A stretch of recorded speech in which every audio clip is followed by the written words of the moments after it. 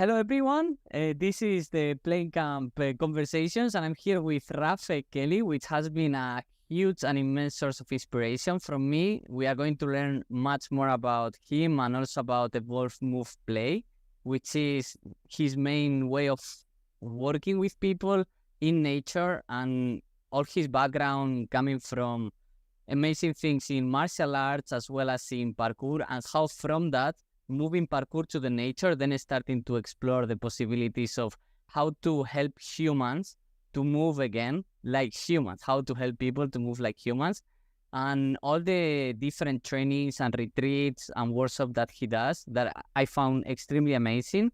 And you can go to his website, Evolve, Move, Play, and find more about the retreats, about awaken your movement or return to the source, and all these adventures in different locations around the United States as well as beyond, as I believe. So, Rafe, thank you very much for being here, and tell us a bit more about the Evolve, Move, Play. Yeah. Sorry, just to clarify, my name is actually pronounced Rafe. It is short for Raphael, but parents are so. Super, Rafael. Good. Yeah. So, Evolve Move Play is basically an ecology of practices designed to help people live more meaningful lives. It has evolved over a long period of time.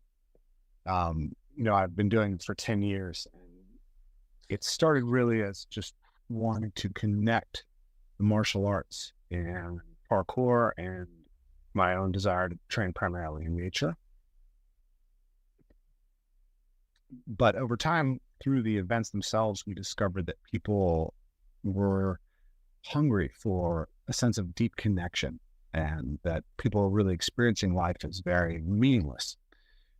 And when you're able to bring people together in a tribe, in a natural setting, do intense physical challenges that involve fear, overcoming our hesitations, and working together and moving and singing, making food together, all these things that start to add up to create a deep sense of connection to the self, right? They understand themselves. They can see themselves more clearly after these kinds of experiences. And then to the world, right? Both the world as a place we can move through. Like once you've climbed a tree, you see that tree in a new way. And then the world is a set of objects that we manipulate, right? What does it mean to be competent with our hands and our body, to be able to swing a stick around, to be able to throw, to be able to carry things, to be able to make food, to be able to make fire, to be able to gather. And then the world of other embodied agents. What does it mean to have greater depth of potential for connection and different ways of connecting with other people? And then last, this took us a long time for me personally to sort of accept it, but there is a necessity for people to have some kind of connection to the transcendent. We think that even here, when we can use a movement practice, it integrates all the aspects of the self and brings us into relationship with the world. So when we stand in awe before a waterfall, or get together in a group and dance and sing, we start to feel connected to these transcendent forces that we all live in relationship to. And so fundamentally, we think that modern life is very inhumane, what we do to ourselves. And living as, you can see here I am in a box, right? I'm in a room and I'm sitting at a desk and you're looking at a screen. All of these things can act to sort of disassociate us from these fundamental forms of connection. So people need to intentionally begin practices that take them back into those connections. So that's fundamentally what we're doing. And I love it because I can reflect so much on my background on spirituality and psychology, with both the thing of how the world is something that we utilize, and it's an approach in the Plane Camp philosophy of available assets, like everything around can be utilized for play, like other people or elements. And then I love the philosophy around what is the meaning of things, because in my case, I found it through connections in the present moment, and especially the joyful connection. So what I would like to ask you here is more about how play can can deepen these connections, and also what is play for you, because many things can be play as well. Yeah. So evolvement play is the name of what we do, because at the time that I created it, the idea was essentially that we had fundamental problem in our culture of lack of access to movement. We didn't recognize the importance and the power. So we actually evolved to be animals that moved all the time, that primarily interact with the world through movement. It's through movement that we even learned, or we even developed the capacity to think. Right? And thinking is in many ways just movement. We model movement in our head. That's one of the main ways that we actually think. So we evolved to move, and then we have a movement culture where we tell people they need to exercise, which is basically taking our capacity to move and trying to formulate it as a factory product so that you can have a sports car model body, kind of, right? And this is, everybody wants to look good naked, but most people hate the experience of exercise. Whereas every child knows the joy of playful movement.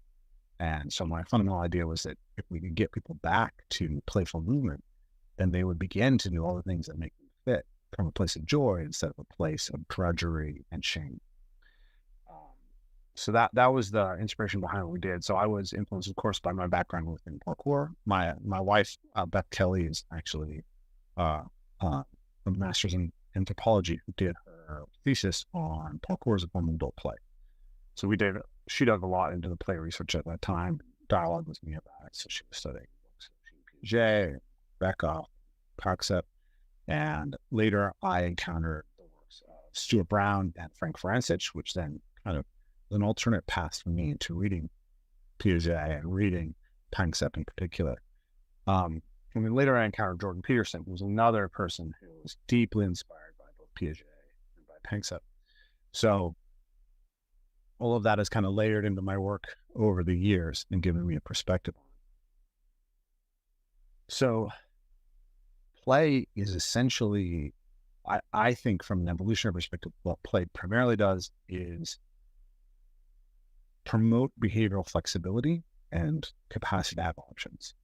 So if you think of a model organism like a rat and put it in a new habitat, its first reaction is going to be to freeze, because it doesn't know if there's predators or dangers. Once something doesn't come along to try and eat it right away, they'll begin to explore. And over time, it will discover, okay, here's where the water is, here's where the food is, here's where good bedding is, right? And it'll develop a routine where it moves through. It imitates its own path. But after some period of time, it will start to vary its routine. It will just add variation. And there's no immediate functional relevance to that variation. But what it does is it creates the capacity in the organism to adapt to changes in that environment. So that's one fundamental aspect of play. And so within like Jordan Peterson's model, we start with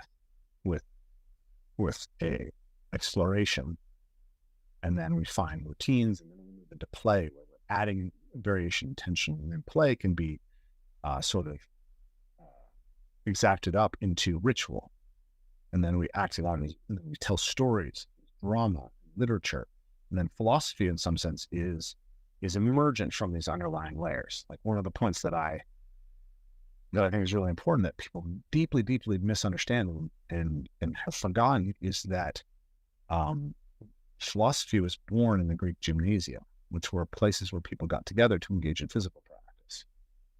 So Plato's academy was the academy before Plato showed up. The academy, the Akademos, was actually originally a place where people went to worship the goddess Athena in an olive grove. And around that olive grove grew up a space of physical practice. People got together to run races, and to wrestle, and to box, and to throw things, and to basically train themselves to be hoplites. So there was a integration in the beginning between the philosophical, the physical, the playful. And we see this all over the world, right? If you look at the internal martial arts in China, Bagua, Jingyi, Tai Chi Chuan, they're actually Taoist martial arts. They're part of ecologies of Taoist practice, which includes a philosophical aspect as well as religious practices.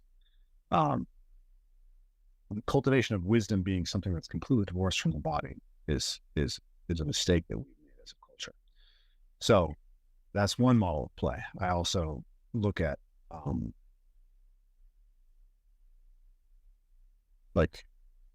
Yak Pengsepp work in particular is about rough and tumble play. And rough and tumble play is basically a game where two animals that will have to potentially solve a problem where they have to fight without killing each other, such that one can become dominant and have resources and the other is subdominant but not dead. They learn that you can improve your chances of doing well in those by playing out the dominance conflict many times. And so in all these different animal species, there's rough and tumble play. Juvenile animals engage in lots of rough and tumble play. And then one of Piaget's ideas is that actually the whole moral world, all of our social world is built up off this basic layer of playful interactions. That's how we begin to develop theory of mind. That's how we begin to just everything. Everything is a game.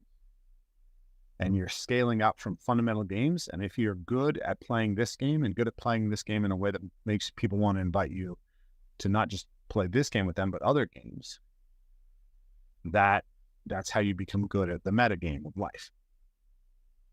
So that's kind of a very wide sampling of some of my ideas around play. Yeah. And I love the concept also because that's something that I approach life as a game. And for me, the way of winning life is when you play with joy, like moment by moment, versus being in a state of anxiety and stress or depression. And also because you mentioned like how play integrated into civilization and into thought, into the development of thought, then I would like to ask you more towards the aspect of nature into play. Like, what is the effect that nature brings into people? Because you have been working with many people in different retreats and workshops on the nature. So what have your observations on this? The term nature itself is an interesting term, right? Because human beings is a product of nature. And so then in some sense, if everything that we create comes from us and we come from nature, where does nature begin and end?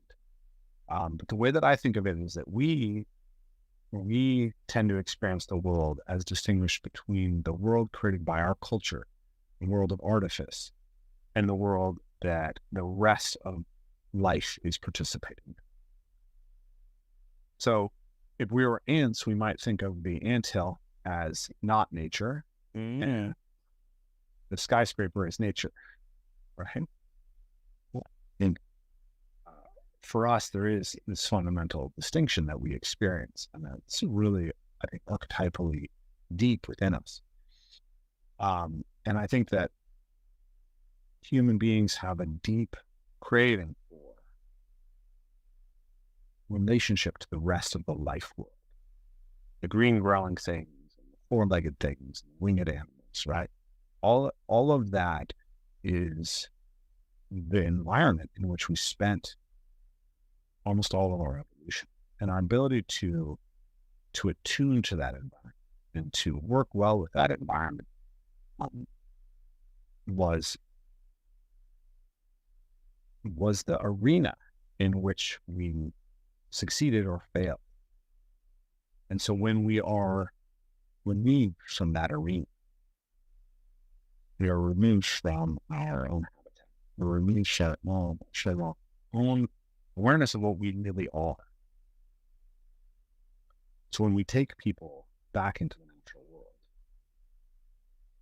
we are essentially just re-embedding them in the web of the rest of the life world. And people are deeply, deeply hungry for that. And we don't realize just how completely disconnected we are from it. One of the, I think a lot about the question of meaning, ultimately for me, movement practice is to experiencing more meaningful life. And there's a simple way in which we are literally bringing meaning into the world. So, fundamental idea that comes from ecological psychology is that the meaning of an object is not intrinsic to the object. It's not objective, right?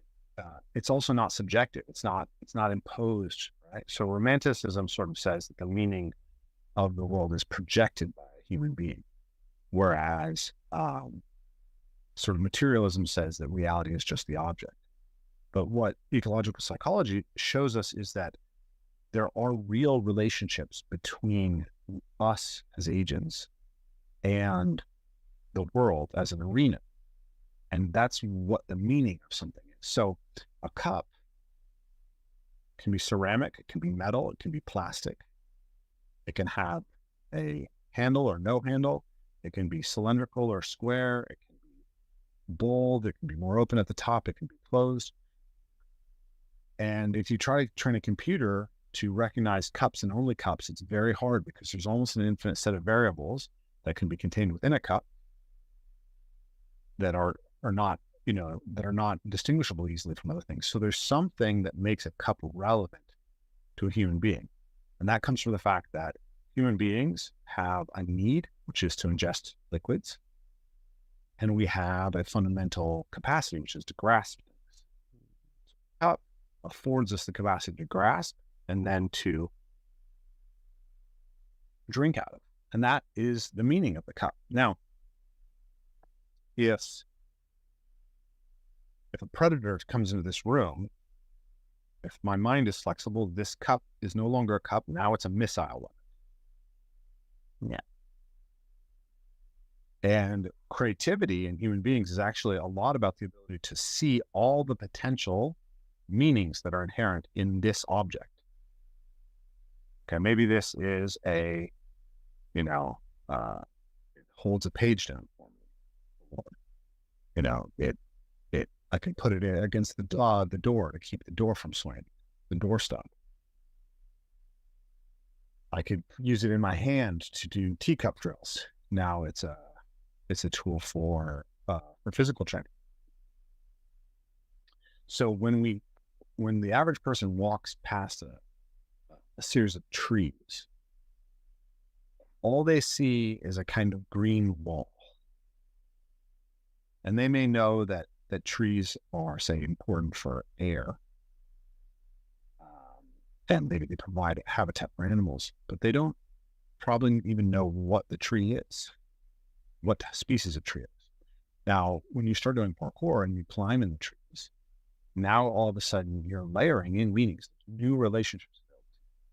This tree has a branch that I can vault on. This tree has a good climb. This tree I can swing from branch to branch.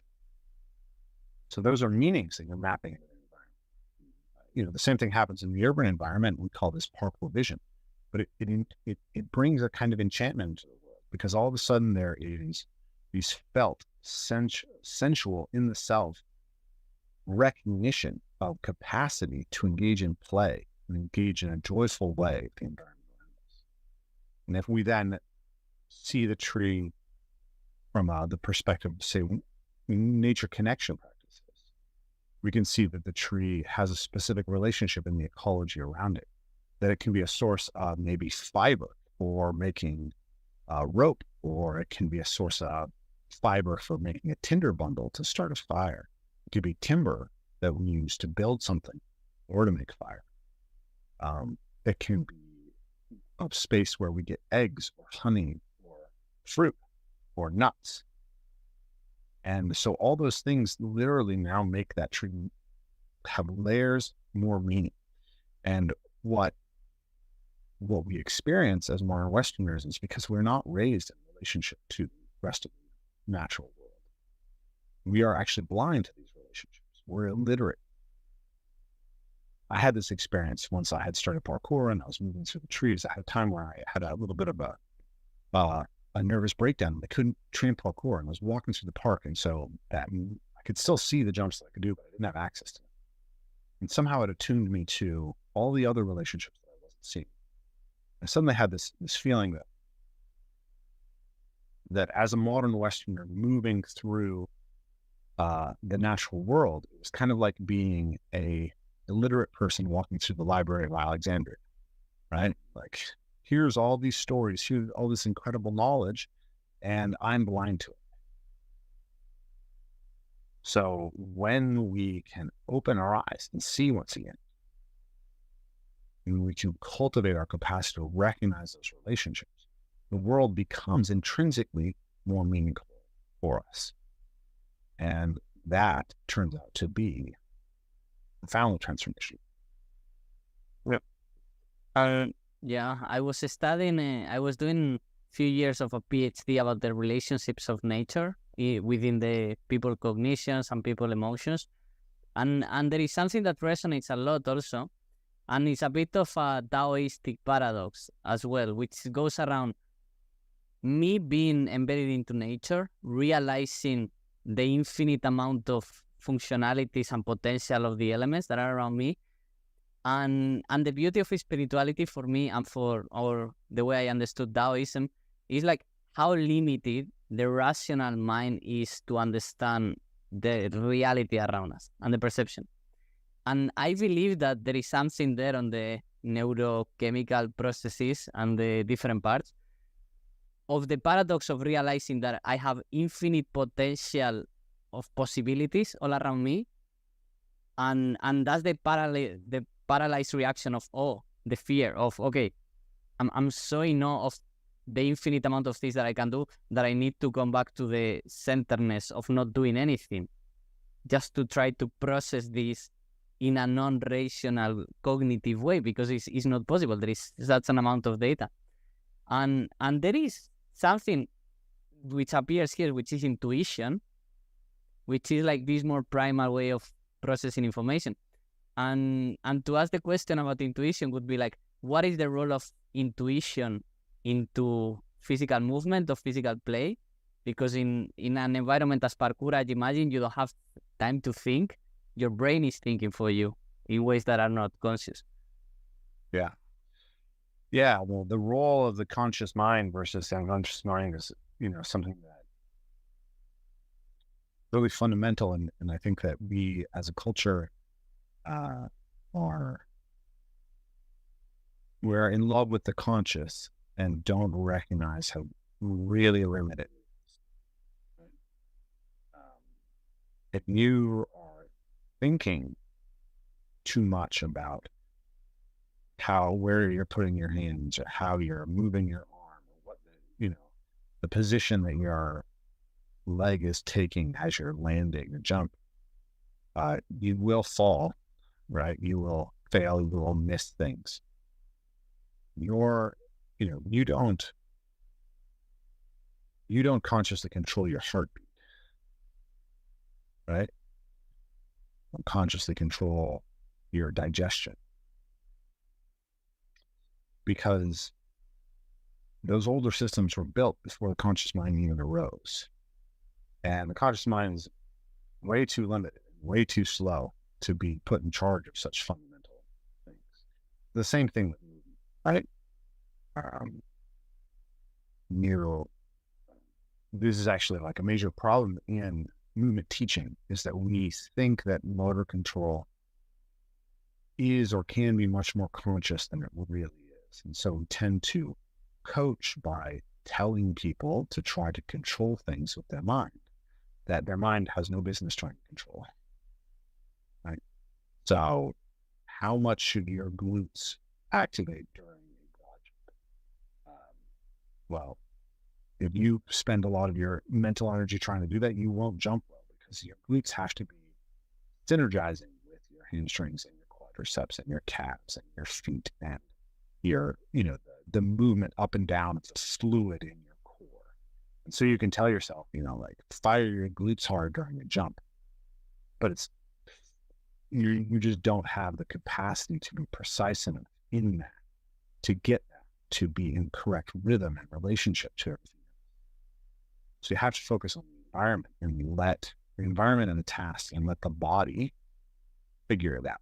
It is the body and the brain are actually continuous. There are neural control layers at the level of individual muscle spindle, right?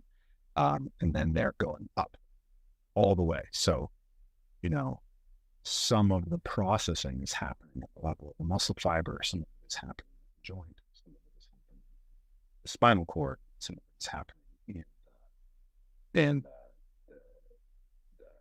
the base of the brain. And then occasionally the conscious mind gets to have a say as well in certain aspects.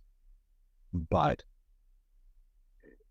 you have to rely on feel and on body intelligence, basically, in order to move on.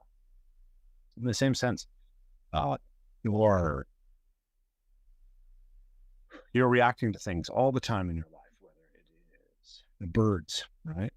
Classic one is if you're walking through the woods and all of a sudden, kind of the hairs on the back of your neck stand up. Quite possibly the birds have gotten silent because there's a predator. You, at a very intuitive level, like millions of years of evolution, know that information is relevant, even if you don't know that information is relevant. And so your body is sending up these signals to you all the time about the environment, what it's telling you. And you can't actually process all of it consciously.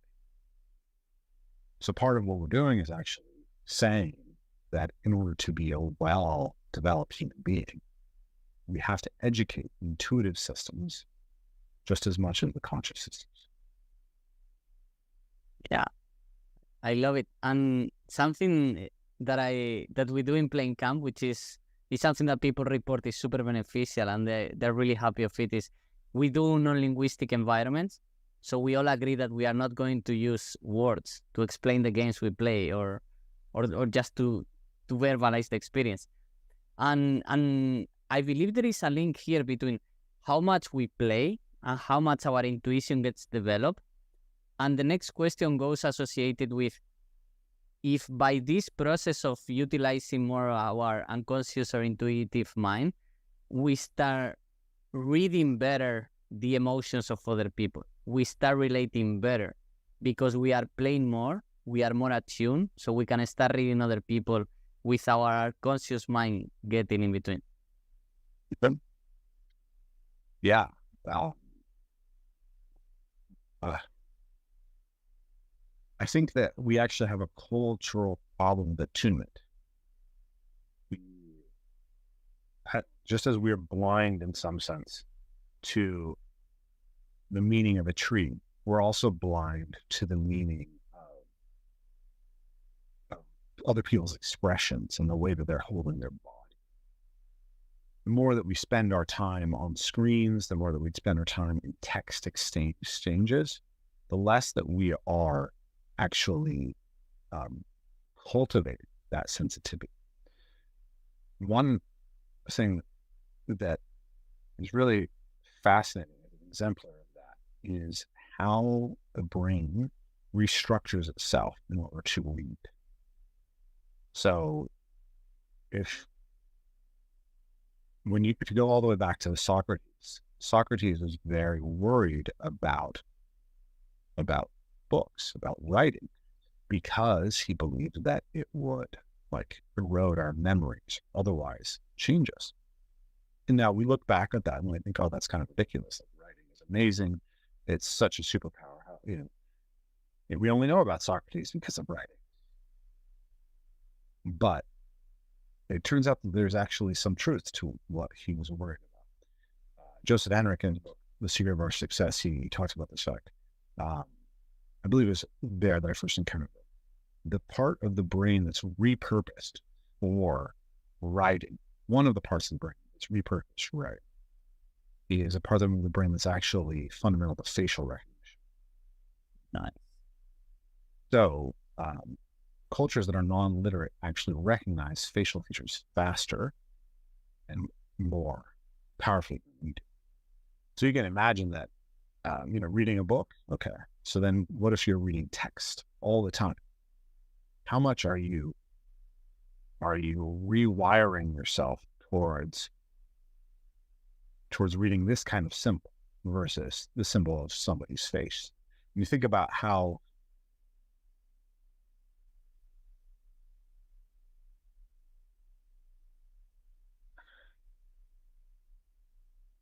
much we seem to be bad at relating to other people. A lot of it's because we don't. And when we don't do more than the talking part. So Jordan Peterson wrote a paper called, I think it's just called Play and the Regulation of Aggression. And the thesis in that paper is that the most powerful tool to teach social skills to young children is actually letting them play. They're highly, highly motivated to engage in rough and tumble play. And it's a very sort of clear exemplar of enthusiastic consent versus overwhelming discomfort, right? So over time, you learn to model your behavior, to adjust your behavior in response to other people's signals so that you can continue to have play, right? If you hurt somebody, then they don't play with you, and then now you're motivated to try to change your behavior such that you won't be hurting people in the future so that people will continue to play. And we have demonized rough and tumble play as proto-bullying or glorification of violence. And so we're taking children and we're preventing them from accessing this fundamental way of developing a deep, embodied, felt, touch-based, sensual experience of what it is to really know what somebody else is experiencing. And so we need, I forgot what your question prompt is, but we need to remember, we need to, John Vervaeke, one of my mentors, he talks about reinventio, right? Inventio is a word that comes from Greek that isn't the same as it's somewhere in between discover and invent. We need to reinvent the tools of attunement between individual human beings, such that avoid a lot of the miscommunication. We need to recognize how much the tools that we leverage, like we are leveraging right now, can actually, it's forcing us into compromises, right? That are involved in choosing to use these technologies.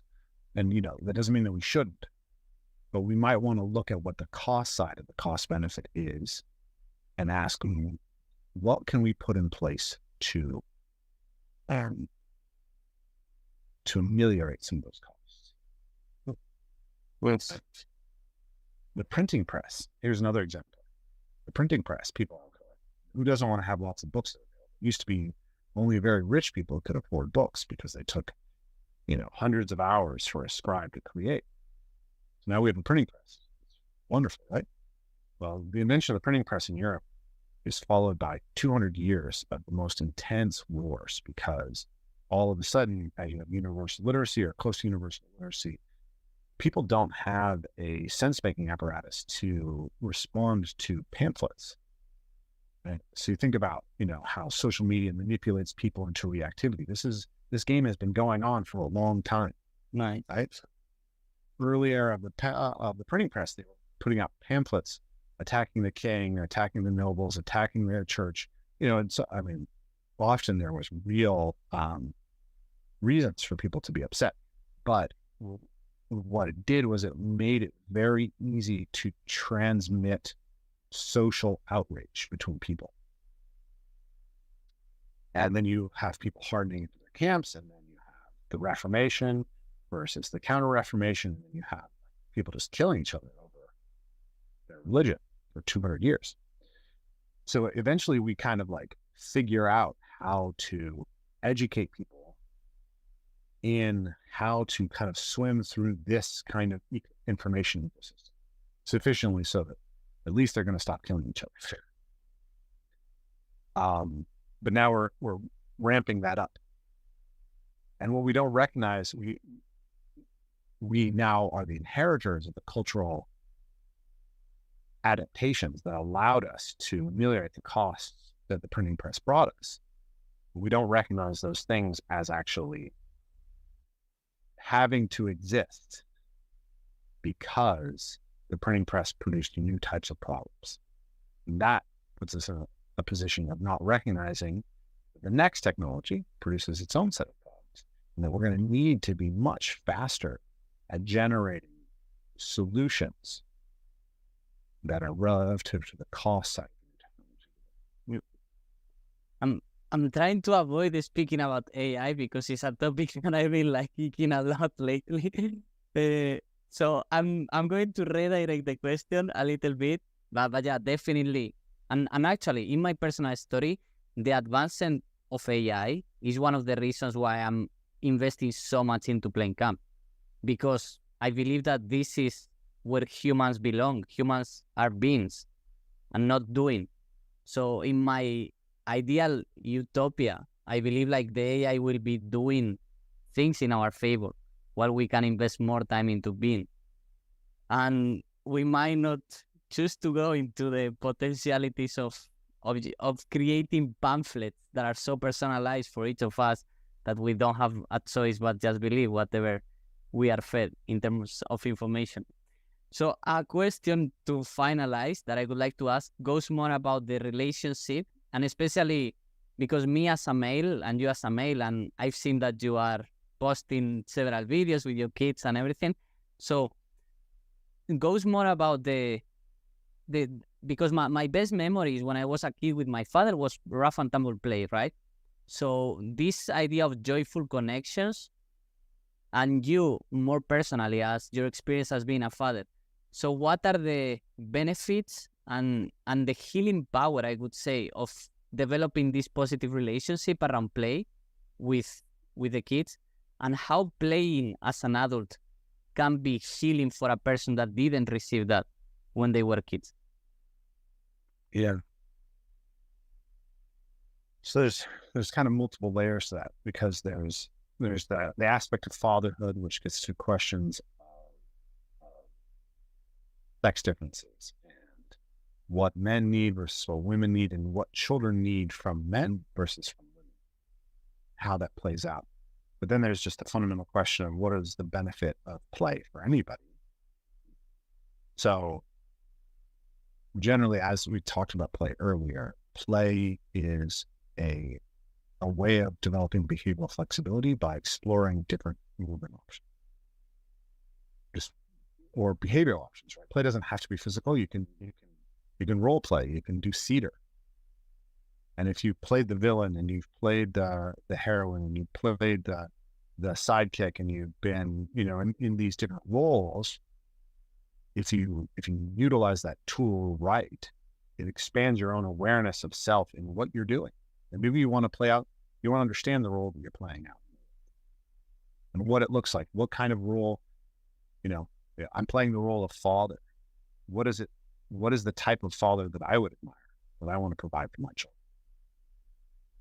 So that's within that. And then play, as we said, is a thing that attunes us to an environment. It tunes us to the natural world. It tunes us to our capacities to do things. It tunes us to our body, and it tunes us to other embodied agents, right? So if you play with people, you learn who they are in a deeper way.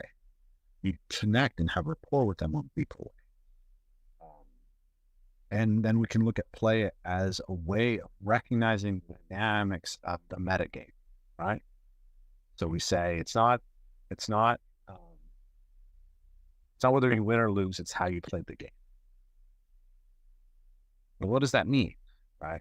What that means is that whether it's chess, parkour, or tennis, ultimately, greatest thing to get out of it isn't to be the best at that one thing.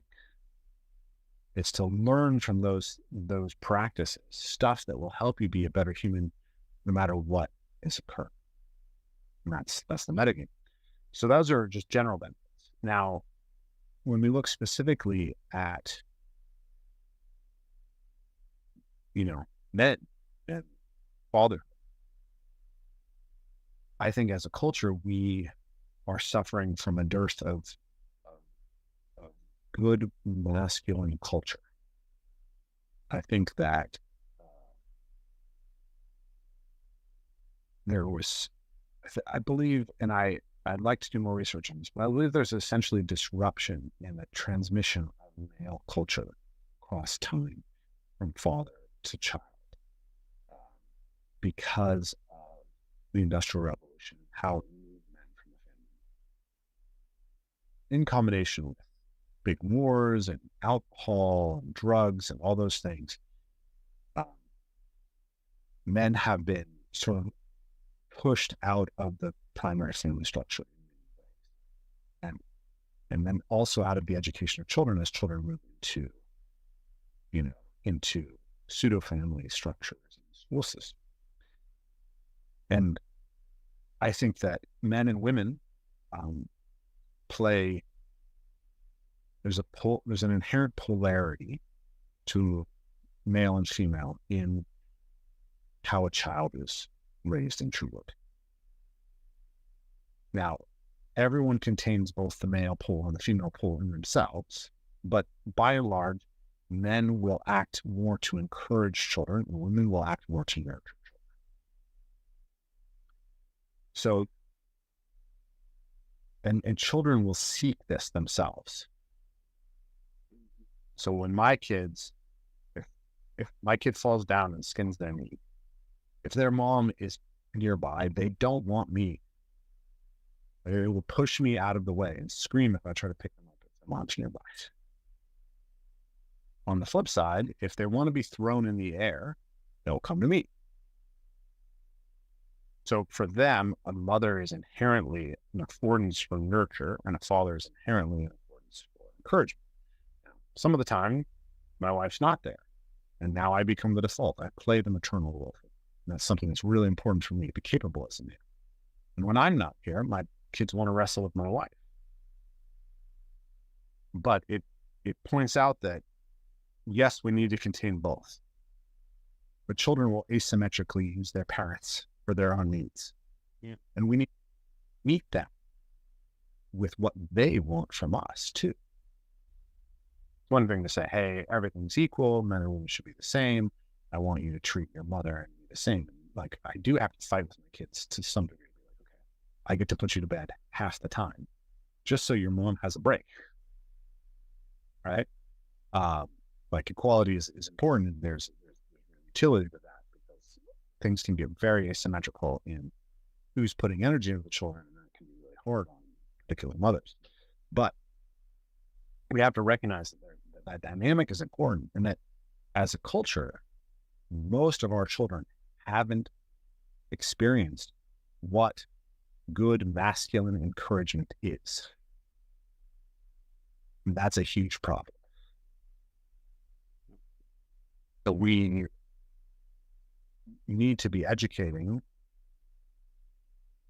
people back towards remembrance, reinventing the positive masculine interaction with the child, what that means. And then, like an internal family systems perspective, maybe we need to have that inside all of us too. Maybe we're all missing it a little bit. My dad was great at roughhousing, young, but he was also kind of neglectful and not present. And so I have my wounds around that, but I also have that ability to call forth that playful masculinity. I've had that ever since I was a child. And I see it. My kids are very much hungry for it. There's been times when I've had health problems, things that have broken me down. And when they feel like they get to wrestle with their dad again, it's hugely important for them. So I think everyone needs play. And rough and tumble play, it's really important that we not code it as only for men or males.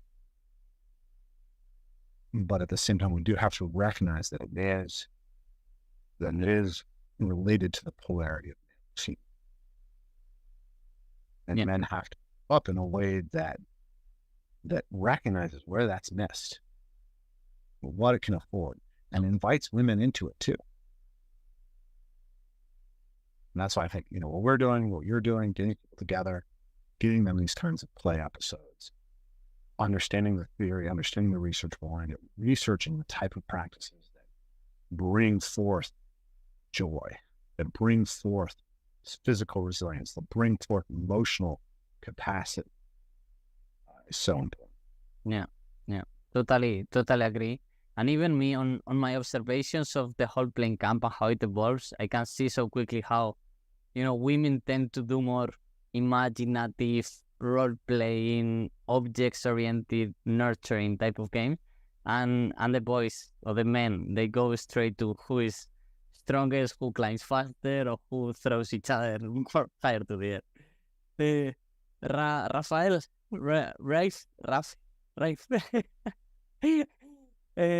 Thank you so much. It has been such an amazing, super insightful conversation, and I love to discover how deep goes your theoretical, as well as I would love to experience the practical side of all your practice and evolve, move, play, and how versed you are into the different theories, as well as how you have walked us through the history of play and even playing the different cognitive structures, both conscious and unconscious, and lovely this polarity and these relationships, even with some notes of the world of linguistic and non-linguistic appearance in our life and the implications of it. And if you want to share something to the audience about the Evolve, Move, Play, how they can know more about you, about the workshops, about the retreats, so please. Yeah, absolutely. So evolvemoveplay.com is a website. You can find our offerings there. We're very active on YouTube and Instagram as well. We also have Facebook and Twitter presence, but primarily the content we're putting out is going on YouTube and Instagram. We teach 3 week, 2 5-day, 1 8-day retreats a year. So in May, July is the longest one, and then September. So just had one spot open up for the September retreat. So that may disappear. So if people want to get on that, that'd be great. And then we will be opening sales for next year's retreats in October. And so people might want to get on the wait list for those that go very quickly. We take approximately 20 students per retreat.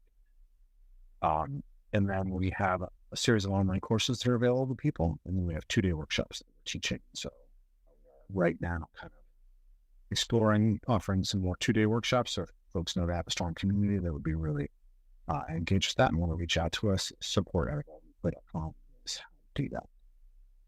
Lovely. And if I were you, the listener, I would invite you to go and join the waiting list, because it's something that gets booked, sold out really quickly. And I cannot wait for the moment that I participate also in one of your retreats and workshops to feed my own self and consciousness and connect also and have this sense of community and nature that is so needed. Rafe, has been amazing to speak with you. Thank you so much. And for all the listeners, go to evolvemoveplay.com and explore more about Rafe's work, as well as Instagram. For me, it's a really nice source of information to see all these videos and a lot of inspiration. So I'm honored to have this conversation with you today. And I just can wish you the best for you and your family and for the whole Evolve Move Play community. So thank you very much.